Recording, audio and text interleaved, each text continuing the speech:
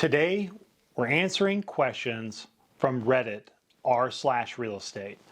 First question, is my house really a house? I did a cash-only deal a few years ago for a half-finished building that a guy used part of the property as his living quarters. I fixed up some of it and would like to sell. I had a realtor come and give me an estimate on a listing price, and she told me that she wasn't sure if it would really qualify as a home. Something about the entrance being inside a garage. The exterior door leads into the garage, and there is a door from the garage that leads into my mudroom. I do have an exterior door that goes into an unfinished basement, so she said that wouldn't qualify either. Does anyone know what that means? She said I could sell it, but that a bank wouldn't loan people money like a house that they would do so without having the proper exterior door. So answer to this question, look, first and foremost, it sounds like that this property was kind of caught in some kind of construction when it was originally acquired by this individual. They now have picked it up and done some of the legwork, some of the work to kind of finish and complete the home, but maybe haven't taken it all the way there. So here's the deal. Do you have a final occupancy permit? If a property is without the benefit of ever obtaining a final occupancy permit, in the eyes of the municipality, that city, that town, that borough, that parish, that county, they do not view this as a fully completed home. I think it would be very difficult for somebody to issue title insurance knowing that a property was never provided with an occupancy permit. If you're the buyer of that property and that transaction ultimately ends up going through, getting funded and going through, you would inherit absolutely a can of worms, right? Where you now have to unwind everything with the municipality, correct anything that needs to be corrected without the benefit of probably plans and all these other kinds of things, the history of all the work that's been done to a property. The fact of the matter is you should never try to buy a property that's kind of halfway, 3/4 of the way finished, thinking that you're going to be able to kind of just do the bare bones minimum without achieving a final occupancy permit that would allow you to sell the property to somebody else. Next question, should I sell this house or rent it out? My current house is in North Texas, Dallas area, is where I live in, and the home is paid off. My county has appraised it at a little over $1 million. Congratulations to you. They go on to say I currently have $450,000 to $500,000 in equity in the home. Well, look, I mean, if your house is paid off and it's valued at $1 million, you don't have $500,000 in equity, you got $1 million in equity. I think I could get about $4,500 to $5,000 a month in rent with this house, according to various real estate related websites, right? I would like to rent this house out, and for my next home, I want to live in. Should I? Okay. Should I rent? Should I buy another home? Should I sell the current house? So once again, look, we get this question all the time, but here's the deal. If you have $1 million asset and you're only able to get $4,500 to $5,000 a month, that is probably going to put you at what we call a cap rate. That's like the interest return to you annually. It's probably only going to be about 5%. Typically, you can do much better than that, investing that money in other things. So I don't think if your rental rates are truly between $4,500 and $5,000, I think it probably wouldn't make sense unless you could probably get about $6,000 a month in rent for the property. For me, that would move the needle. That would make sense.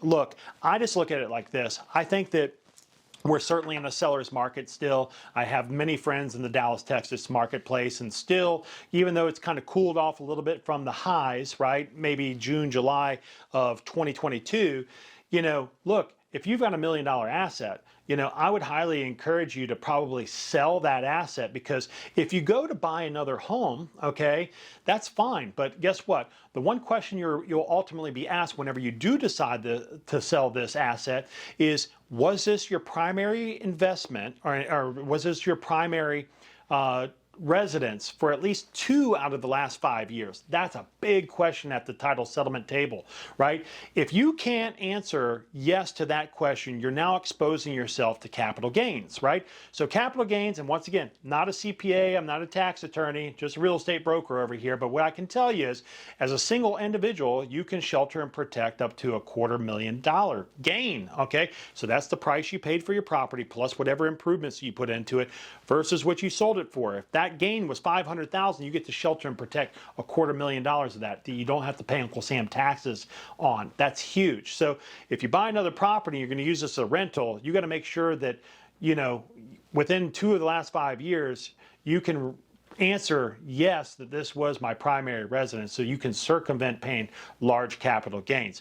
I think that you should sell the property at kind of the top end of the market, reinvest that money into something that would yield higher than the 5% that you would probably be getting by renting this property out from $4,500 to $5,000 a month. Next question, can I sue for this? I bought a house in Fort Myers, Florida. A real estate agent was involved. We had it inspected. They showed me documents that the roof was permitted, but the paperwork was apparently not filed with the county. Everyone involved with the sale tried to reassure me that the roof was permitted and done correctly. Recently, there was an issue with one of the walls in the kitchen. Upon repair, it appears that there was no insulation in the walls. There was also no vapor barrier, just the wood. So where I go from this, so look, you had an issue in your kitchen, right, that led you down the path of identifying that you didn't have insulation in your interior walls in your home. Well, these are totally two different things. The roof, okay, is here, okay? These interior walls are at the base of the home, okay? The only insulation you should be concerned about with a roof replacement is the insulation that sits on top of a ceiling, okay, that would be that barrier, okay, between the drywall ceiling and the new roof that was affixed to the home. So I don't think that that's probably something you could sue for. What you need to understand is, these contractors, and look, I have family in the roofing business in Florida, so I can actually speak to this. They're always dealing with hail events, hurricane damage. These guys are running around applying new roofs all over the place. Just because the permit was never successfully closed out with the municipality, in this case the city or the county, doesn't mean that the job wasn't complete. It just means somebody didn't close the loop with filing their paperwork. I don't think that that's something you could really sue for, nor would it be something I would waste my time, energy, and effort on. I would just go back to the contractor and ask them to finish filing the necessary paperwork. I think that's all that needs to be done here. And once again, one thing leading to the other. The lack of insulation in the interior walls in your home have absolutely nothing, in my professional opinion, to do anything with the new roof that was applied to your home. Next question, should I post a house listing on Facebook on behalf of a realtor? Are you allowed to post a listing for a house on Facebook Marketplace? This would be assuming that the realtor asks you on his or her behalf, and you include a note that mentions this in the listing. So you got a couple things going on here. Is this a for sale by owner? Is this somebody attempting to sell their home on their own? In which case, we know that traditionally 85+% of the time when people try to do this, they ultimately end up working with a licensed real estate professional anyhow. And or is this you've signed a listing with an agent and they're doing their marketing activities on the multiple listing database and other related websites, et cetera, print marketing materials. And they have now asked you, okay, as the property owner, to go ahead and position this property on the Facebook Marketplace as some additional form of advertising. Look, I think that's okay, but here's the thing. I think this is kind of across the board. It doesn't matter, oftentimes my sellers, right, they're sharing out marketing that we create graphics for, videos for all the time.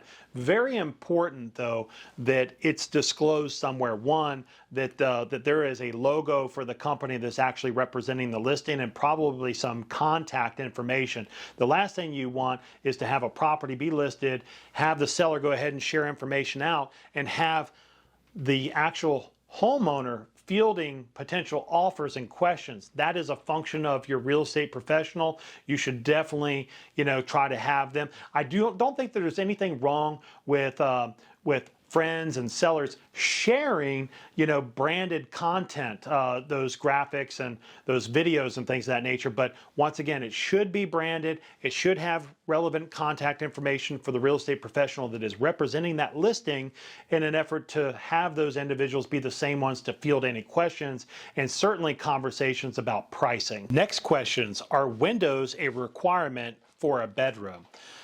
I'm going to save you from reading this one. Here's the deal. A room is only considered a legal bedroom if it has two things. And these two things specifically. One, an egress window, okay? This is a window, not a portal window. And maybe it doesn't have to be a window that I could crawl out of, but it has to be a window that the vast majority of the human population could crawl out of safely in case of a fire event. That's number one. Two, it has to have a closet, okay? Those two things constitute a legal bedroom. So long and short answer is, if your bedroom, which is labeled a bedroom on your plan, doesn't have a window, it's not an actual legal bedroom. You need an egress window to actually consider it a legal bedroom. Next question. Questions to ask an aspiring real estate agent. Hello all, I'm 22. I've been considering getting into real estate business now for the past couple months. I feel like I have finally made up my mind about wanting to be a real estate agent, and I want to start putting forth some putting some effort into action, right? I understand the first step of going is going to school and getting your license. However, I have been in contact with multiple of my city's local realtors, and they set me up a few meetings with them. At the meetings, I want to talk with them about what I should do to help myself in this career and how I can best get my foot in the door. If there are any realtors, reading this, I want to ask you, what should I be asking these people? I want to make a good impression because maybe that will open some doors for me in the future. Any advice helps. Thank you. So congratulations. You've concluded that you want to go on this journey and become a licensed real estate professional. So first and foremost, how do you learn best? In classroom format or online? If it's online, go with that one because that's your quickest pathway to getting positioned to take your real estate exam. From that, I wouldn't start really talking with too many realtors, especially real estate brokers and owners, right? And managers for that matter, because once you get licensed, that is going to be when you would want to line up your interviews. And I say interviews, although I'm a licensed real estate broker, I love it when people come to me and say, hey, I see you're doing good things in the marketplace. I want to come work here. I always encourage them to go out and have at least 2 or 3 different interviews because you know what? Just like people, all real estate offices and brokerages are very different. The people are different, the managerial activities are different, and what they provide to you is very different. So if I was an agent, upon getting licensed, I would interview with several different brokerages and just see what they would provide for me as a new agent into the industry.